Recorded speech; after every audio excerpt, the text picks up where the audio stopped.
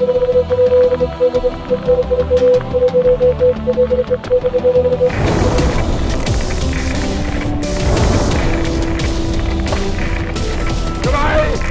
3 Monate vergangen sind, wird euer Terror Weltleichtigkeit verwahren.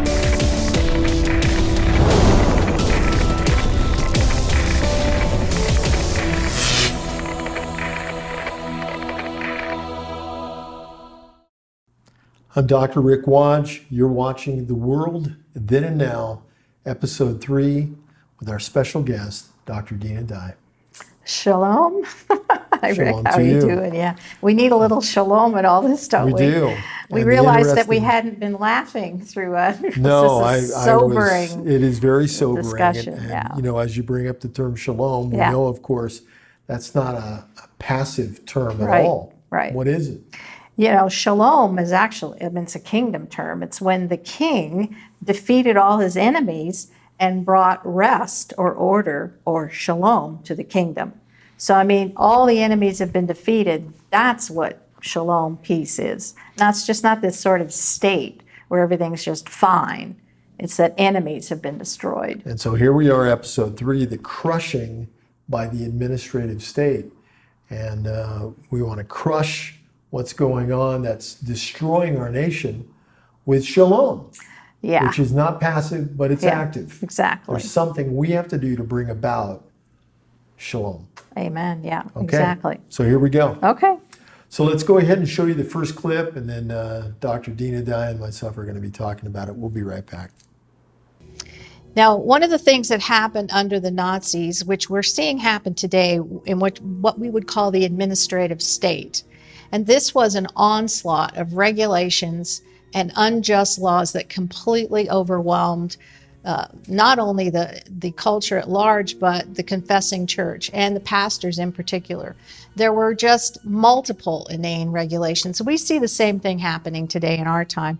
For example, city ordinances, town ordinances that prevent people from having a Bible study in their home, and multiple things in this particular area. People showing up at a home, parking outside, and suddenly this is a violation because it's written into the town ordinance. And with this squeeze of what we would call inane regulations and unjust laws that were basically focused on the confessing church in particular, the Nazis were not going to put up with this church rising up, opposing the sort of the German Lutheran church at the time, because it had been absorbed by the Nazi regime. And so this oppression because of these regulations and this pressure that came to bear on the confessing church gave one pastor pause to say, poor oppressed Christianity, the real Christianity, is acquiring greater vitality than I have ever known. And you know that to be true, that when Christianity is under persecution, that's when it grows. Consider what's going on in China, the numbers of people that are coming to the Lord, the numbers of Christians in China. They say by about 2030, hundreds of millions of Chinese will be Christians. We see the same thing is happening in Iran. There's been reports out of Iran from pastors indicating that 1,000 people a day are becoming Christians. So it is in terms of suffering and persecution that the faith grows and explodes. And it may well be in our own country as we're seeing this oppression and this tyranny coming to bear on Christians and Jews in their faith, that this may well cause the explosion of the faith to spread across the land in a way they haven't before. The Nazis' approach to the confessing church was just to continue increasing regulations on them, and just basically this was a stranglehold. They could no longer breathe, they couldn't do anything, there was no direction they could turn in and have quote unquote freedom. Dr. Dina Dye, what was there was such a change agent that took place in Germany at that point in time that changed theology and changed everything about the way the populace was being handled, that we're seeing reflected today in our own country? Yeah, I mean, this barrage of laws, it goes back to, if you think about the Torah, you think about the Sermon on the Mount, you have a boundary, you have parameters, and, your allegiance to Him creates a place where your behavior follows. So now when you live in an environment of which there is no connection to God, I mean, our leaders today We're not- reject God What they completely. would, theologians call it being theocentered. Yeah, yeah. And we're not. Yeah. It's not a theocentric society. Correct. But you have a structure of law, but it only works for virtuous people. And so this thing's just blowing apart. And then it requires more laws and more laws to keep controlling and bringing in behavior. So, but now is like, it's just insane. And so the state, what we call the administrative state, this is what happened in Germany. I mean, these people, there was nothing they could, everything, there was a law for everything. In Judaism, they say there's a prayer for everything. Well, in Germany, there was a law for everything. And there was nothing they could do. And then especially this applied to the church. And things like they had lists. This was sort of typical of what they did in Germany, but they would take their lists in, and the pastor would be in the pulpit, and they would read off the very, the people who prayer requests or needs, whatever. But they weren't even allowed to go into their churches and read off the lists of people for prayer needs or, providing for things. I mean, everything, the church was completely under the control of the government. And so we're not seeing that yet. At least I haven't heard that. I think we absolutely are. Within the church itself. Well, I'm thinking of these public health orders again. Okay, well, I would agree with that, but I would also say, even though maybe we're not seeing it behind the pulpit yet, Okay. what we are seeing is communication is being stifled, and you can see that on social media. Yeah. For example, using the term Bonhoeffer Right. stops, Good luck with that, right? stops it from Yeah. being used on social media, and they pull it. They ban that term. Yeah, they've got their little algorithms. And so, yeah. So the series was Bonhoeffer, From Tyranny to Freedom. We Yes. can't even air the title. No. Because it gets pulled. Right. Yeah. Right. Exactly. So what are we calling this one? This is the world then and now. Yeah. Now, my original title for this was Okay. Bonhoeffer, then and now. But should we use that title and put that on social media, people will not be able to see this. And look, if there's anything that's, for us right now, it's getting the message out of what we're talking about. The Bonhoeffer series, of course, but these series of mini episodes linking together what took place in Nazi Germany in the early 1900s, late 1800s, and into what's taking place right now in America. We need you, we want you to share these episodes with your friends. We think it's vital, especially before the election. This is our opinion. But we think that right now, it's the crucial time to get out this message to your friends and family. Yeah, I absolutely agree. And, in this episode, we're talking about, this idea of the administrative state.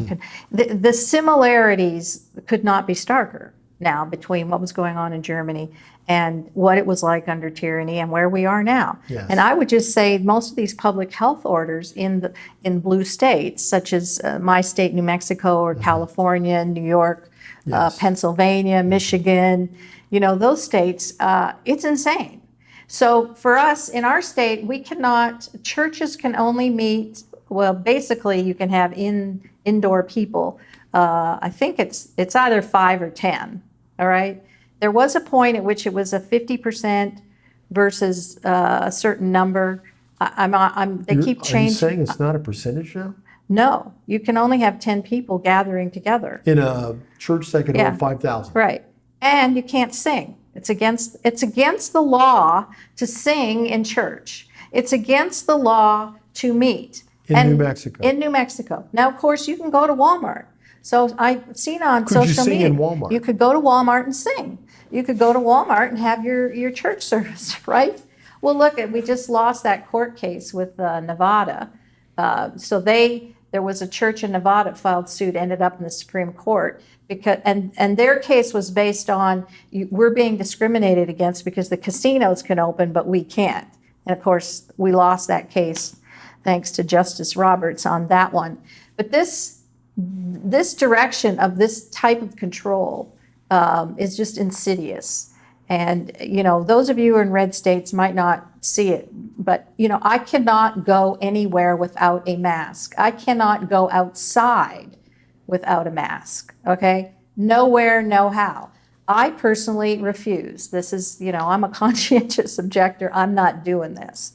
But people outdoors riding bikes with masks on in the mountains, excuse me.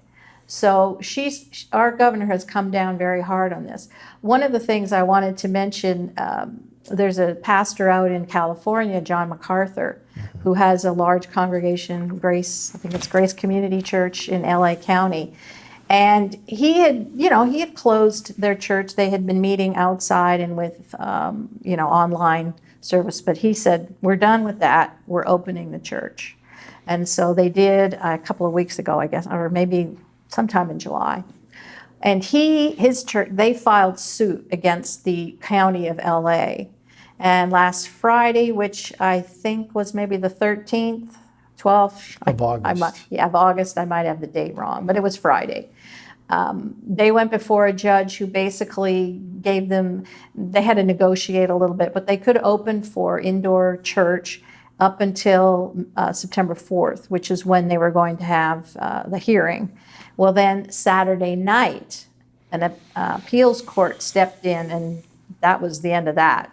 So Sunday, he just had church, and they came in, no masks, no social distancing, none of that, and they just went on and had church. So now there's a battle there. Of course, he's representing his own church, but this is insane. Yeah, and what you bring up, and I think it's important to notice, that, church for John MacArthur's congregation meets on Sunday morning. To have that come down on Saturday evening at what time? 9 o'clock or something? Yeah, I think it was 9 in the evening, actually. Which is kind of crazy for the time period anyways. Yeah. But to do that right before, there's something wrong with that. It's almost, maybe I'm being too shy about this. Oh, but no. It is, in my opinion, it is to destroy that church. Well, do you know when our governor shut down our churches? The day before Easter, in the afternoon at 5 o'clock, before Easter in New Mexico, she shut it down. So they have an agenda. So in my opinion, that is to hurt the church, Yes. not to bring safety to the community. Yeah, exactly. Well, these pastors, you've got to stand up. You've got, I know some of the pastors are operating under the radar. They're having their church services indoor and they're not letting anyone know. And they're trying to do, as much as they can to keep it clean, social distance. And I just want to say, I hate that term, social distance, because that once again implies this creating of this isolation between communities. Call it physical distancing or something, but that again is conditioning. Every time we use their language, we are being conditioned behaviorally. So I try not to use the language if I can, but we're in a very dangerous place, and the church is being targeted, just like in Bonhoeffer's time. Yes. We got to make some choices here. And there are groups, BLM would be one of those groups, which I'm not sure has much to do with Black Lives Matter. Yeah. But we'll be talking about that in a later yes, episode. and this is my opinion, but there are groups that are not afraid to share what they believe. Friends, this is just my opinion. This is, it's my opinion, and that's this. You need to start sharing what you believe in a way that gets people to listen and reason through the issues. Somehow we've lost our ability to reason through these issues to see that we can make common sense out of them and make good decisions about what is right and what is wrong, not just going along with the other lemmings. Yeah. Because that does not work. And talking about going off a cliff, when the lemming leader goes off the cliff, all the rest of the lemmings follow. We don't want to be lemmings. We want to think for ourselves with a biblical standard and background and make the right decision. And friends, tell your friends about this series. Get them to start thinking through these issues before the election comes. Yeah, one of the things the state uses against people, so there were gym owners out in New Jersey. I mean, basically, they took their business licenses. We've seen the same thing in New Mexico. If a business stands up, our governor will pull their license. We've had, there's been numerous cases of this. It's just an absolute outrage. I was also reading about, this was about a week or so ago. Did you know, so in terms of your private property, let's say you own, 30 acres of land. Well, there's a thing called open space that the Supreme Court has ruled on. Your Fourth Amendment protection against searches and seizures and, and the needing of warrants only applies to your immediate residence or your car or the shed that's next to your house. The government can just go on your land and do whatever on earth it wants. So it was two different cases, and I don't remember what state they were in. I think one was Michigan. But this family found cameras on their land that the government was monitoring their open space to make sure, whatever their behavior was, In compliance. I don't even know. But I had no idea. And the Supreme Court has ruled that your land is subject to their oversight, government oversight. But it's okay for Hasbro to have toys that are inappropriate for young children. Exactly. I mean, this is the kind of stuff that Hitler was doing during the war and leading up to the war. This kind of control. So, losing your license, losing your business, that's what Hitler was doing. We're going to go on to the second clip from Bonhoeffer, episode 3. And I think you're really going to like this. We're going to be right back. And so those that were protesting, the Confessing Church, were protesting euthanasia. They were protesting the persecution of the Jews. And many of them were forced underground. We think in particular of Martin Niemöller. He was arrested. Many others were arrested. Again, they were trapped in this sort of situation of what we would call ethical impossibilities.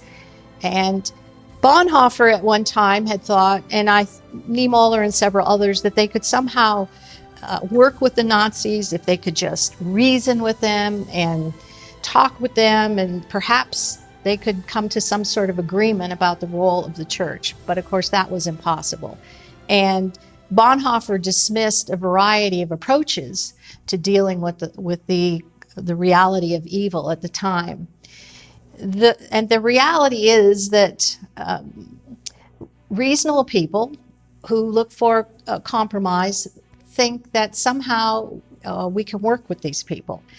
It's what we had with Neville Chamberlain thinking that he could work with Hitler, or to think that we could work with radical terrorists.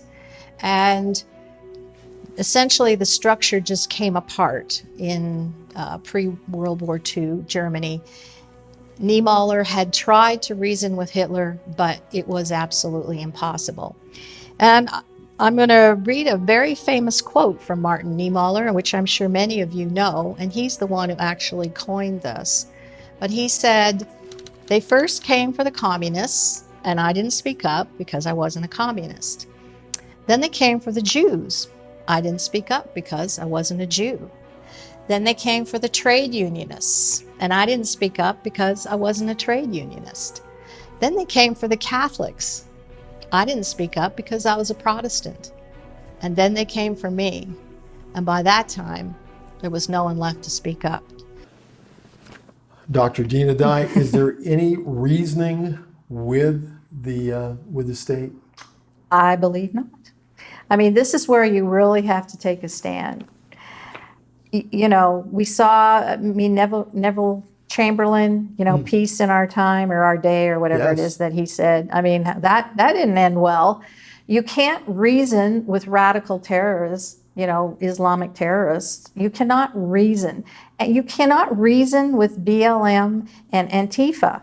Like, what conversation are you going to have? And this is your opinion. This is, yes, thank you. This is But I fine. have to tell you, that's also my opinion because I'm seeing the way things are being done. Yeah. It's not logical. No. It's not, let's use logic. Let's solve the problem. It isn't about solving a problem. It's about creating chaos, in my opinion. And emotion. I mean, this is just to stir up emotion Yes. and make people mad. So I tell people, honestly, if you're dealing with someone who's a radical leftist, you're going to waste your breath. There's no point trying to have a logical, reasoned argument with them. You got to just back off. You got to figure, you got to know when to fold them. You know what I'm saying?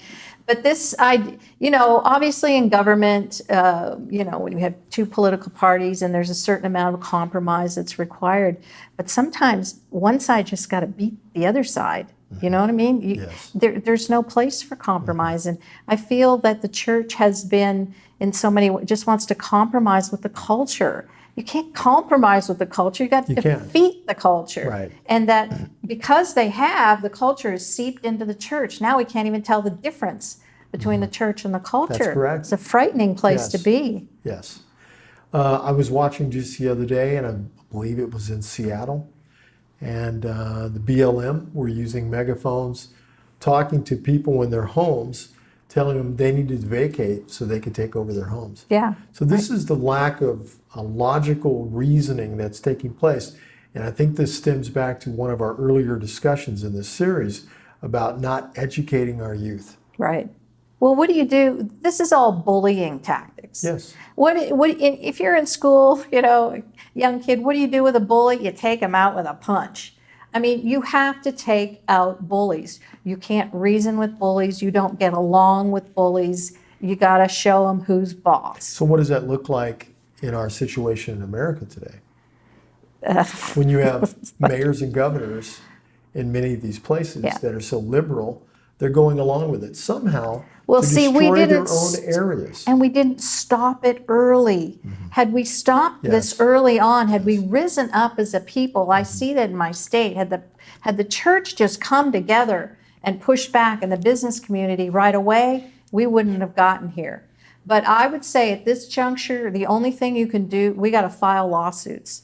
I mean, massive numbers of lawsuits. And obviously that's not easy. Lawyers are usually in it for themselves. Expensive. You need a pro bono lawyer. But honestly, I do know from the inside that our governor is, that's the one thing she responds to is when a lawsuit is filed, and then she will back down.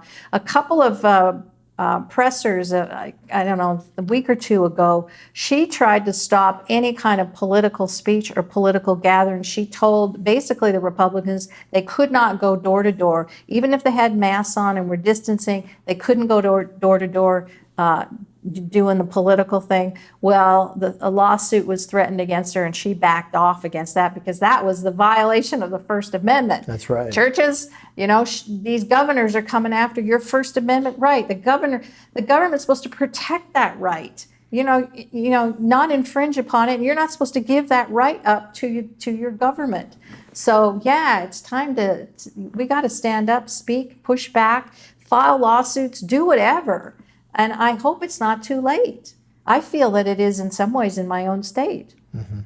I wonder whether seeing all the chaos going around our nation, if it is not too late, but what can we do? Well, what we're suggesting you do, and this is our opinion on this, is that you stand up, you vote your conscience, you vote according to the Word of God and what God is saying, what is right and what is wrong. You don't depend upon the government. We don't depend upon the government. They actually depend upon us. We're paying their salaries. We're voting them into office. So you know what? Vote them out of office.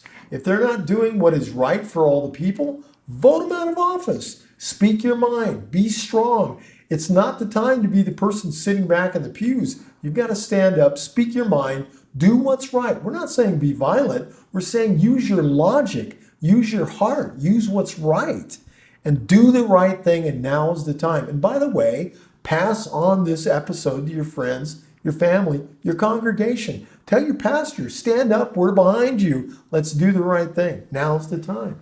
And at the very, very least, vote, right? I mean, there's more that you can do, but don't complain about your government. we see how important all offices are in government. I mean, we had a governor. People didn't really think much about the governor. We thought that having the presidency was the most important thing. But people like George Soros and Bloomberg and Planned Parenthood, all of those Yes. types of organizations understood you go to the very grassroots. You get the dog catcher's office. And so what Soros has been doing over time is putting in attorneys general and district attorneys and stuff. We see now, so you in Chicago, that Kim Fox person, DA, say attorney general, whichever, I don't even, but not holding these violent rioters to account. We've seen the same thing in Seattle. So every office is important. So not only do we want you to make sure you vote for every office that's up for election, but run for office, Yes. and I know, I mean, politics is dirty, dirty business and it can get very ugly. But if we don't have people of faith running for office, look what we have. Yes. Can we not see now that the Piper has come home and we're being crushed by this. Yeah, it doesn't seem to be going away. We were hoping it was momentary right after George Floyd's horrible end of his life. It was horrible. It really was. That has very little, if anything at all, to do with what's going on today. It's an overthrow of the government. It's an overthrow of democracy. It's an overthrow of you having your rights. It's an overthrow of you being able to worship God. It's an overthrow of civil liberties. And so it's up to you, not someone else. It's up to you to do something about it. Start off with prayer, write your congressman, write somebody that can change this thing and make sure that you vote. November is coming. I forget how many days it is from the time We're less than filming 80. this. Less than 80 days from the time we're filming this. We're going to be running this over and over and over and over again to anybody who will post this on social media or on their TV networks, because it's too important to do something right now. Final words, Dr. Nina Dye. I think we're at that place. I mean, I don't want to sound overly dramatic, but this is an existential threat of Western civilization, is where we have ended up. It is. And this violent Marxist, anarchist attempted overthrow of our country. We're at the tipping point. Yes. Now, I don't see that there's a whole lot of these people. It seems to me we can do this, but we are operating out of a place of fear. Yes. So when you have had comfort for a long period of time and you don't want to rock the boat and you want to stay under the radar, the only thing that's going to rise up in you is fear. And so this is, there's no place for fear. You're going to have to find courage in spades. That's what'll win the day. Amen. I do have a little quote that I made up. Okay, let's hear it. So freedom is not a destination. It's moment by moment acts of courage. I agree. With that, we'll see you next time.